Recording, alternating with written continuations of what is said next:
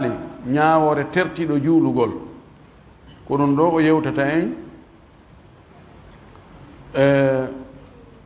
amma wano charte tan inni shurut jamu mufraduhu shartun والشرط يرد تقريبا في كل المسائل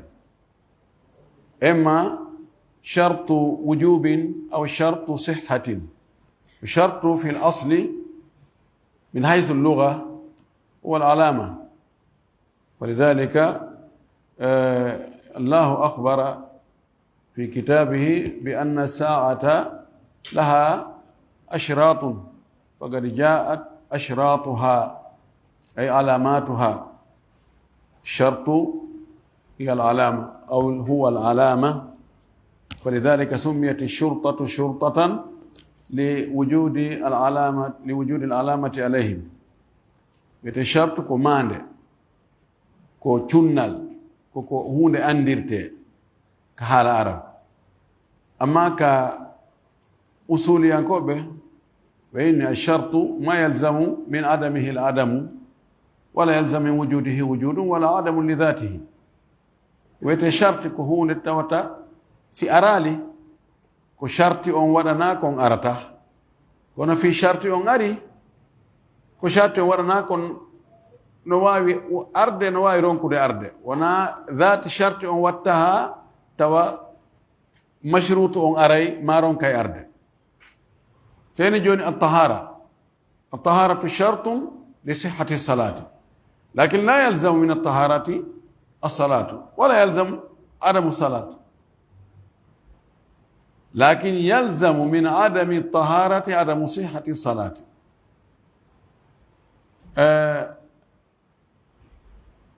لا بل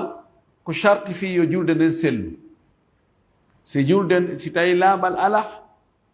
جلد سلتا أرى جلد ألا لا رماكي لا يقبل الله صلاة بغير طهور. الله جبتا جلد لألدا إلابا وينقول لا يقبل الله صلاة أحدكم إذا أحدث حتى يتوضأ. الله جبانتا قد من جلد سي أتايراما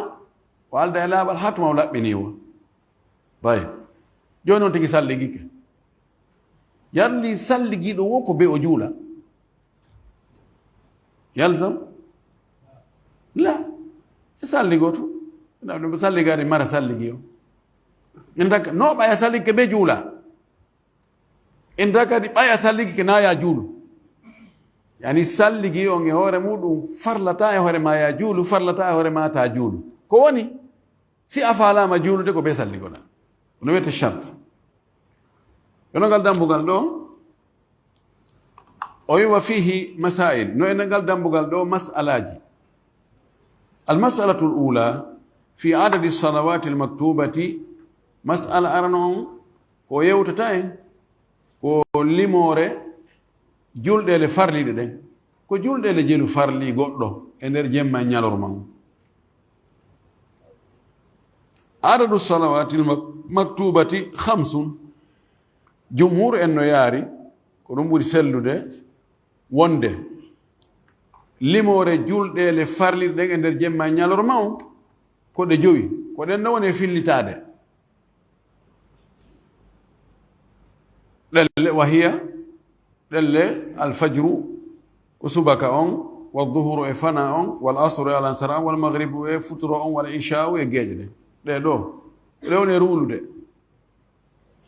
yalle no wodi julde wonde go waɗɗide haranaɗe ɗo no ay goɗɗino juma on juma no farli nam ko hari juma on linte nde onno juma on si on tigi juuli juma haray yoni fi fana yarli juma ko fana lonti e fuqaha en buy ko ɗum ɓe wi kono muhaddisuna kamɓe jaɓa ɗum usina ko ɓeni no juma wawata lontade fana waɗi mbaadi juma e mbaadi fana no serti. Fana mara khutba fana ko darɗe 4 juma no mari khutba juma ko darɗe 2 fana wona charte yo wonu ka juulirde wona charte yo heɓu jama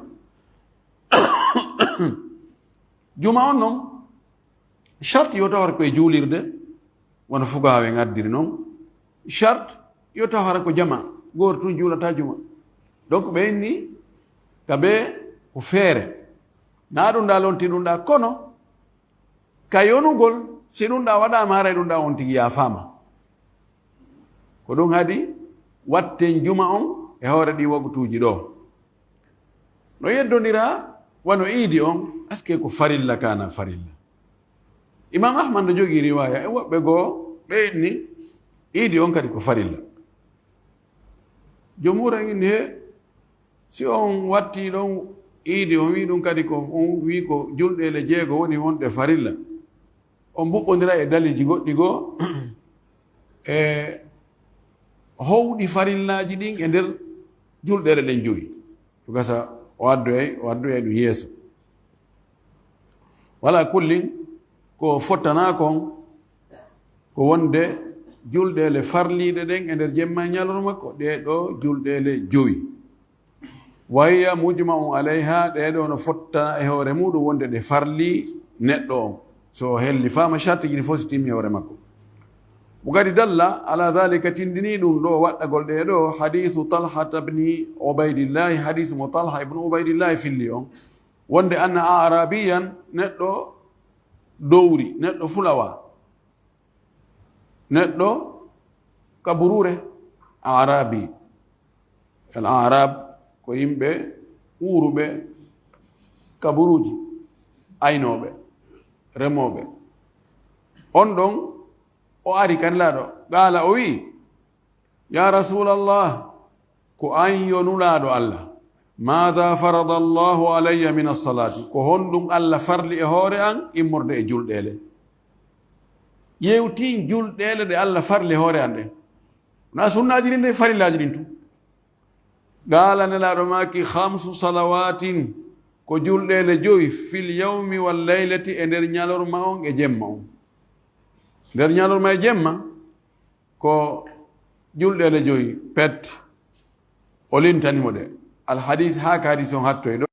ko fili radiallahu anhu fi qissati rajuli min ahli lbadiyati e qissa fayin gorko iwɗo ka fulawa woɓɓe nin ko qissa gooto woɓɓe inni ko yimɓe ɗiɗo sertuɓe on ɗon kadi o ar o landi nelaɗo o wi a nelaɗo tigi on shariaji l'islam ɗin ɗuuɗirilan joni mi faala ya yetolan ko on woni farillaji ɗi tigi tigi tigi ɗi gasta koye ɓamum ɗi wa qawluhu linnabi sallah sallam wari o wi nelaɗo on o wi wa za'ama rasuluka nodditike aaƴitike mo nulɗa on anna alayna 5 salawatin no fawi men o julɗele joyi fi yawmina wa laylatina e jemmamen e nder ñalormamen e jemmamen ko neɗɗo yewi ka fulawa wari o wi nelaɗo o mo yimminɗa yo yahu toon waajo men jangina men o wi'i wo ndi za'ama fayda ko a wolangol goɗɗo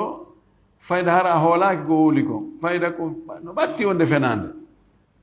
wo no fawi men e nder ñalanoma amen e jemmano mimen julɗele joyi ko ɗum ɗo yetti men toon ko noon woniri qala sallllahu alayhi wa sallam laɗo no maaki sadaga o goongi ko goonga makko wona kanko ɓeydoyi ɗum nulaaɓe goo si imminama ɓe yahi ɓe andi gasa immi ɓe lamɓe ɓe andata ko ɓe waɗoy toon ɓe ɓeyde toon piiji a waɗo ɓe wi hunde kaari ɓe winu kadi wo hunde kaari be waɗe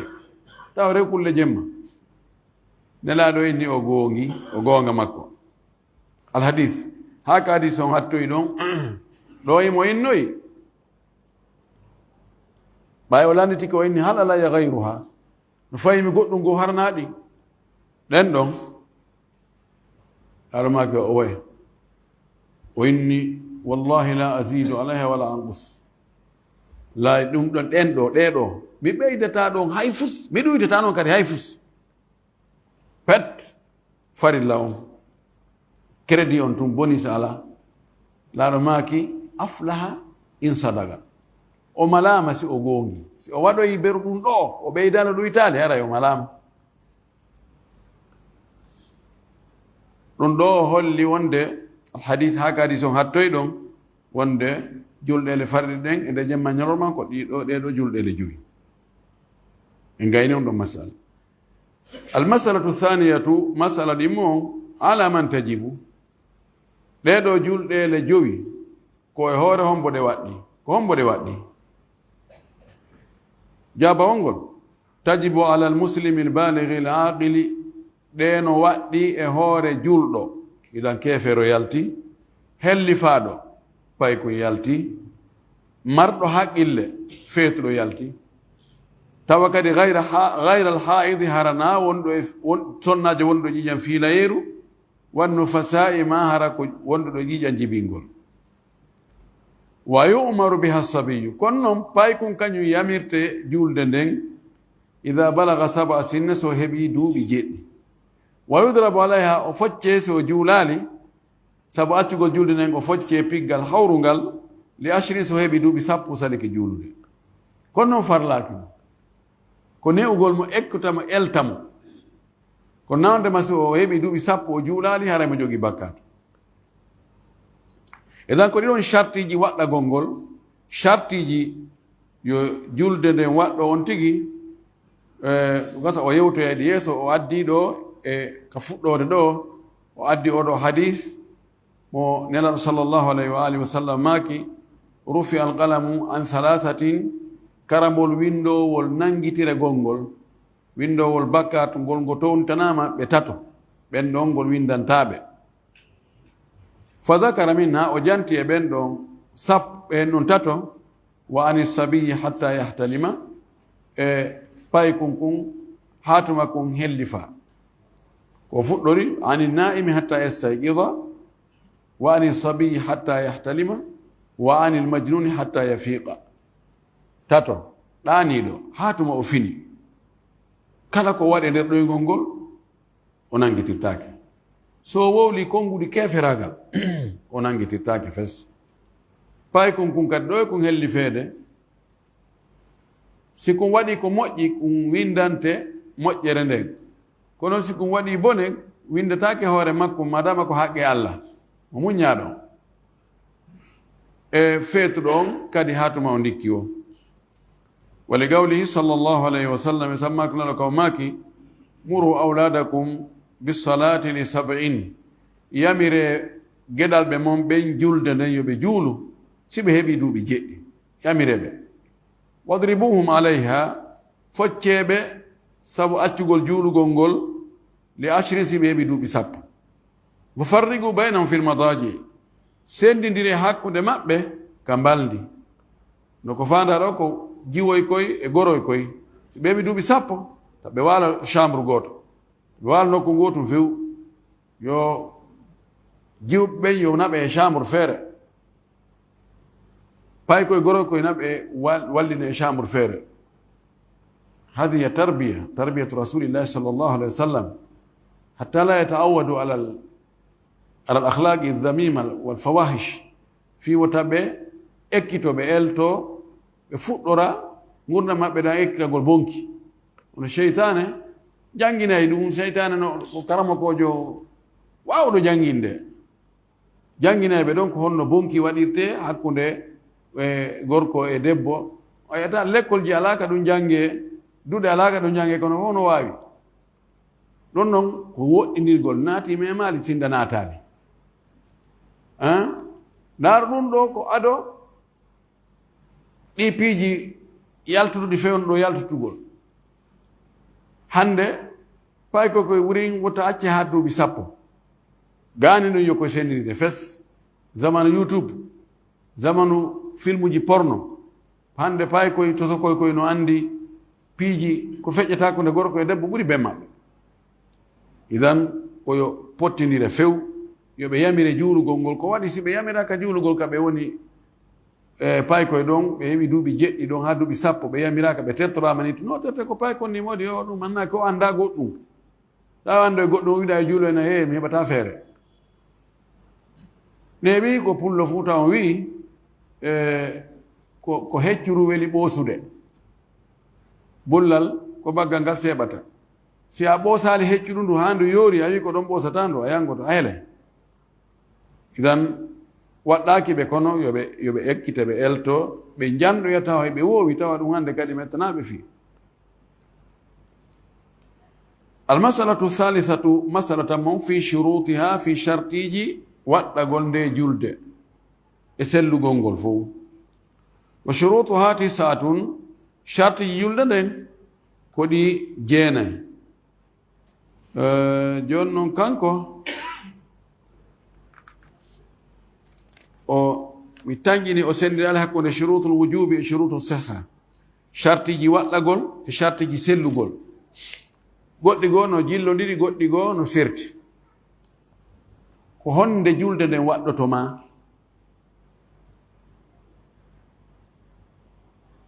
o jantinoke dow ga ko si tawi on ti woni julɗo taw ko keefeero julde waɗɗakima wona helli faala ko payi kon waɗɗakima jon haqqil mo ala haqqil julde waɗɗakima sonnajo on tawa mo laaɓi o alda ƴiƴam fiilayeru sonnajo wondu ƴiƴam fiilayeru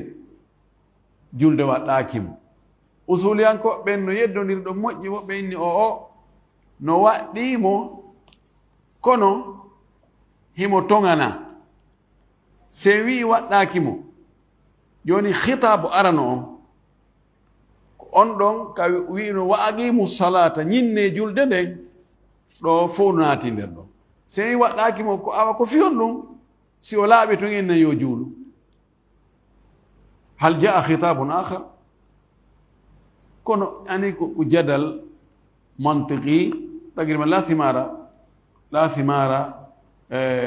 wara'ahu o addi o wi wa shurutuha tisatun shartiji julde nden ko ɗi jeenayi aranu ɗum alislamu ko julɗugol ko gomɗingol fala tasihhu min kafirin li butlani amalihi julde sellata e immorde e keefeero sabu golle makko ɗen fof ko mere ko bonɗe masalan keefeero ari o juuliri ɗo imma politique ma kulol o ara si ɓe andi joni nami julɗo o gata ɓe layyotolam ɓe régulaylam ine oɗo ɓen anda ko koɗoni ko onnoni non en fof ko enen fof koye julɓe en fof koye gotu may ɓe noddini may aɗa andi ko keefeero kef o ara o daro ɗo ka safol ɗo o juulida yimɓe ɓen ɗen julde ɗon ala joddi ma joni mo faala hettude yimɓe mo faala wadde campagne mo faala ɗumanade o ara non mayi ka juulirde darale ɓe dara o naateno ka juulirde a yano o juuluno kono ara ko julde politique ɗum ɗo baraji ala ɓe addi ɗon kadi fayin khilaf usuli la ta'ilata wara'ahu ɓen halil kuffaru mukhatabuna bi furu'i sharia ene ɓe he ferɓe hiɓe yamira hiɓe ewna yoɓe waɗu golle l'islamu ɗen juulugol horugol hajjugol ittugol zakka ɗum ɗon ka ɓe yamiraka ko ɓeni ɓe yamirade sabu Allah subhanahu wa ta'ala so naade ɓe ka yiite ɓe lana ma sarakum fi sagar qal lam nakum min al musallin hono naade on ka yiite min juulatano idan ɓe yamira juulugol ko ɓaɓe sali ke juulugol naadi ɓe yiite ko ɓayni noon ɓay ko ɓe noddata ko ɓe ɗaɓɓira ko ɓe yamirata o ko ɓe naati kal islam ko si ɓe naati kal islam noon si inne awa e yoɓe gollu golleji islam ne ko tuma heɓuɗa saabiwal kuuro on taw sottuɗa natuɗa ma saabiwal salon o natuɗa ka nder suudu si inne awa ɗo ko chambre on ni ɗo ko salon ɗo ko ɗum ɗo ko ɗum ɗa faniɗa yaasi anda ko nder to ala kulli ɓe fof ɓe fottan so juuli nafata idan khilaf lafdi idan ko yonti woni julɗo ɗimmu ndun ala gulu ko haqqille fala tasihu min majnunin li adami taklifihi julde sellata si tawi ko feetuɗo juuli nde sabu angal o fawegol ay si feetuɗo ngari o tawti yimɓe ɓen ɓe juuli kono o ala niya qasdu ala kontatake e hunde so juulali nangatake so juuli jaɓatake tammu ndun albulu ko helli feede fala tajibu ala sabiyi julde farlata ko hewre paykum hatta yabluga hatuma o hellifa walakin yumaru biha li sabin kono no wirɗen noon o yamirta julde nden so heɓi duuɓi jeɗɗi wa yudrabu alayha li ashrin o piye sabu julde nden so heɓi duuɓi sappo o juulani li hadith muru awnatakum bi salati sabin o feƴƴino nayi ɓonnduge chartiji ɗin altaharatu min alhadathayni oɗo ko charte sihha wona charte wujub hay mo wonda e salligi fewn ɗo ni juulugol geeƴe no farlimo si geeƴe ɗe hewti kono so juulano futuro haray no waɗɗimo mo wiya yo juulu ko woni sellata si o laɓɓintinnaki kono woɓɓe no sendiri ɓe waɗi ɗum ɗon ka shurutu sihha waɗi ɗo ka shurutul wujubi e laaɓal e tayreji ɗin ɗiɗi ko woni tayre yani tayre tosokere tayre mawnde ko tuundi ndi yiyatako tuundi ma anayankori angal wondugol e salligi a sendita yimɓe ɗo si jooɗiki o yano salligi o salligaki ɓe wolanalima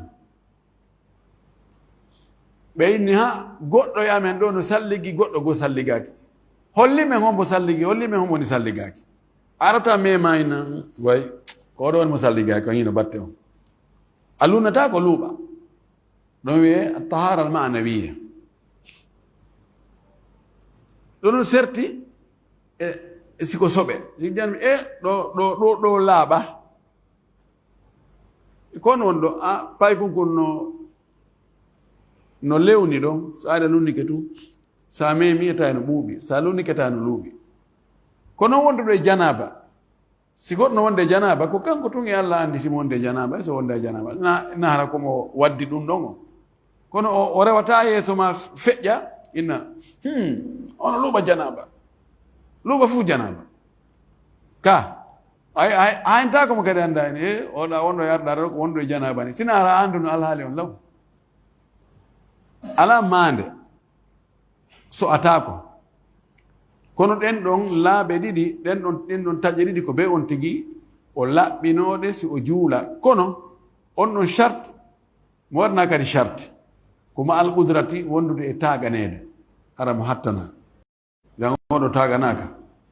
jan oɗo yamiraka yo gollitir ndiyanna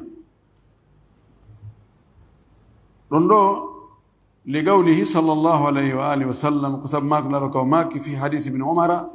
hadis mo abdoulah ibne umar filli o wi nelaɗo kanko o maaki la yaqbalu llahu salatan bi gayri tahurin allah jabata julde nde alda e laaɓal nokkugo o wi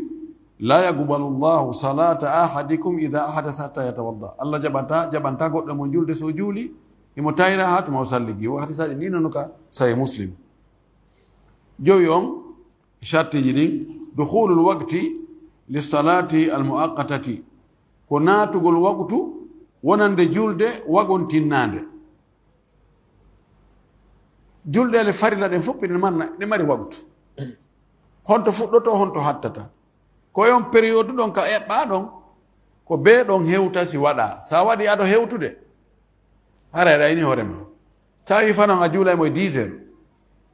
a juuli e 10 heures julde ma nden sella hono hande sella tawi en a salligike a waɗi piji ɗin fop a juuliri no juulirte noon net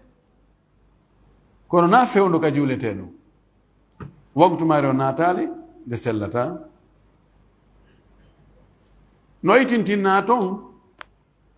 julɗele hawtetere ɗen fana e alansara ma futuro e geeƴe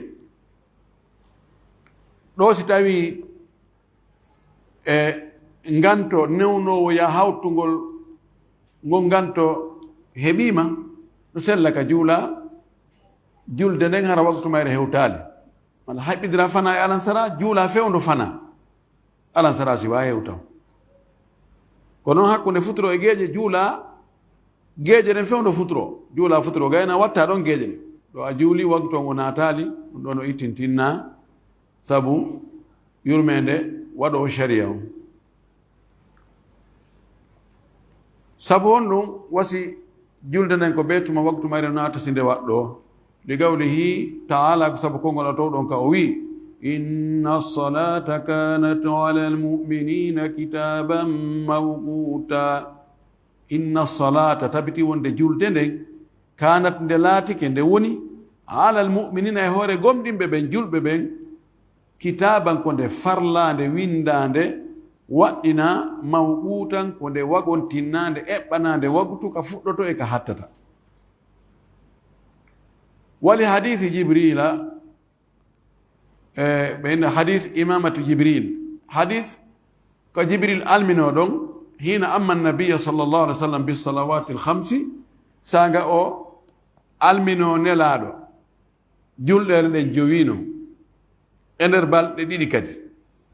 summa gara refte o wi ma bayna hadaini l waktayni waktun ko woni hakkude ɗi waktuji ɗo ɗiɗi ko ɗum woni waktu on. hadith wonɗo ka sunan moka musnad imam ahmad ka sunan abi dawuda e tirmidi e nasai e ibnu maja e ka almustadrak lil imam hakim naysaburi e defte sunna ɓurɗe ɗuɗe en kone ala ka sahihayn wonde ɓaawo allah ƴeeŋini nelaaɗo sallllahu alayhi wa alihi wa sallam farloy e makko waktuuji 50 o cippike o yiidi e Musa alayhi salam o landike mo kon ɗum allah farli e hoore makko o wi ko waktu 50 o wi mofte maɗen townata ɗum ɓay allah no yiɗuma yilto toroɗamo yo ɗuytan yilti o torimo ɗuyti 5 o voyage ɓe 5 ɗuyto ha luttiɗe 5 allah subahana taala inni ko 5 ka golle kono ko 50 ka joddi nelaɗo cippi allah imino jibril fi hollugo yo ar o holla nelaɗo ko ɗe julɗere ɗo ko fewde honde ɗe juulete. o ari ɓe fuɗɗori fana nangen liiƴi e hoore tu o wiya juule saffa ɓe dari jibril no yeeso kanko ne almami nelaɗo no reeni mo kañum yimɓe reena jibril yimɓe ko reeni ko nelaɗo yimɓe no waɗi ko nelaɗo woni almami on kono nelaɗo kañum kadi ko jibril woni ndarude yimɓe woni mo ekkutude internude ɓe juuli fana ɓe gayni woni ɗon ha ɗowdi hunde kala foti e mum si tawi ko 1 métre ta ɗo demandi si mesurama wona 1 métre on e seeɗa o wi saffa juule ngalan sana ɓe juuli ɗo ngalan sana woni ha na nge muti tu o wi saffa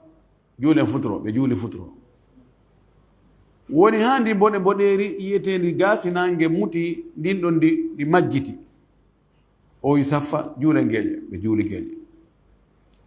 subaka on fajiri ndin feerugol fuɗɗi hentagol doga tun o wi saffa ɓe juuli subaka woni waktuji 5 ɗo woni fuɗɗode ndenni ciifol fuɗɗode ɗo